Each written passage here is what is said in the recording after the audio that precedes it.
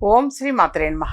ఇప్పుడు తెలియజేసే అంశము శని జయంతి. అమావాస్య నాడు, మే 16 అమావాస్య నాడు శని జయంతి నాడు తప్పనిసరిగా ఈ విధంగా ఆచరించారు అంటే శనిగ్రహ బాధలన్నీ కూడా తొలగిపోయి మీరు ధైర్యంగా ఒక అడుగు ముందుకు వేసే అవకాశం ఎక్కువగా ఉంటుంది.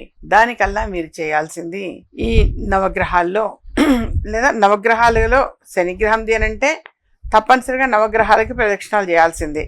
నవగ్రహాలకి ప్రదక్షిణాలు అనేది తప్పనిసరిగా చేయండి. ఆ రోజున ఒక 19 సార్లు ప్రదక్షిణాలు చేయటం, ఒక 19 జమ్మి ఆకులు అనేవి తీసుకొని వెళ్ళి శని భగవాన్ దగ్గర జమ్మి ఆకులు అనేవి కూడా సమర్పించండి. కొద్దిగా ఉప్పు సమర్పించండి. నల్ల మినుములు, నల్ల నువ్వులు కాస్త శనీశ్వరుడికి నైవేద్యంగా పెట్టి ఈ నవగ్రహాలకి 19 సార్లు ప్రదక్షిణాలు చేయమని చెప్పాను కదా, ఆ విధంగా చక్కగా నవగ్రహాలకి 19 సార్లు ప్రదక్షిణలు చేయండి. అలాగే నువ్వుల నూనెతోటి అభిషేకం చేయటము, నల్లని వస్త్రాన్ని శని భగవానుడికి కట్టడము, ఇలా చుట్టడము, ఆ విధంగా ఆచరించడం వలన యథార్థంగా మీలో ఉన్నటువంటి అంటే కొన్ని పనులు కొంతమందికి పెండింగ్ పడిపోతూ ఉంటాయి. పెండింగ్ పడ్డ పనులన్నీ కూడా సవ్యంగా ముందుకు సాగిపోతూ ఉంటాయి. అంటే శని భగవానుడు అడ్డుపడితే అలాగే ఉంటుంది.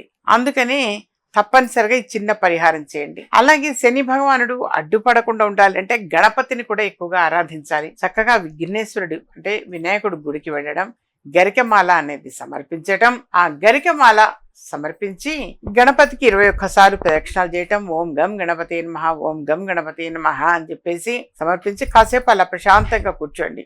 దీనివల్ల ఏంటంటే శనిగ్రహ బాధలు తొలగుతాయి యథార్థంగా.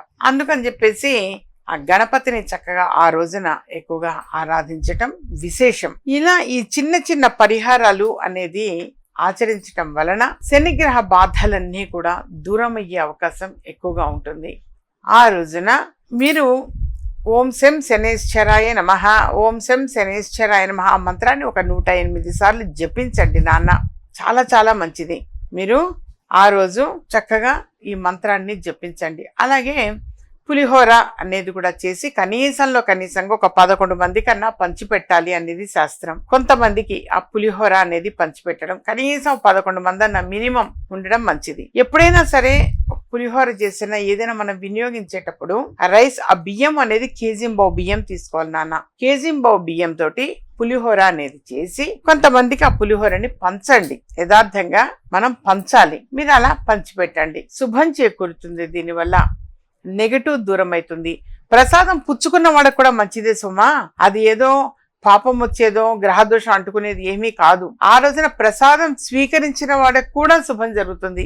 ప్రసాదం పంచే వాళ్ళకి ఎంత అయితే ఫలితం దక్కుతుందో ప్రసాదం స్వీకరించిన వారికి కూడా అంతే సత్ఫలితం లభిస్తుంది. అందుకే ప్రసాదాన్ని అడిగి మరీ పుచ్చుకుంటారు. తీర్థం కానీ ప్రసాదం కానీ అడిగి తీసుకుంటారు. ఆ రోజున వీలైనంత వరకు కూడా శని జయంతి నాడు చక్కగా దశరథ ప్రోక్త శని స్తోత్రం చదవటం, ఓం శం శనేశ్వరాయ నమః మంత్రాన్ని ఒక 108 సార్లు జపించడము, ప్రశాంతంగా అక్కడ కూర్చోండి. గుడిలో కూర్చొని ఈ విధంగా జపించి పాజిటివ్గా చక్కగా పాజిటివ్ ఎనర్జీ తోటి ఇంటికి వెళ్ళండి. చాలా చాలా శుభం చేకూరుతుంది. యథార్థంగా తెలియచేస్తున్నా. ఈ అమావాస్య మే 16వ తారీఖు మీరు వీలైనంత వరకు ఈ విధంగా చేయడానికి ప్రయత్నం చేయండి. రెమెడీస్ అనేవి. అలాగే నేను ఆ రోజు భక్తి టీవీలో కూడా లైవ్ ప్రత్యక్ష ప్రసారం ఉంటా 10 to 10:30.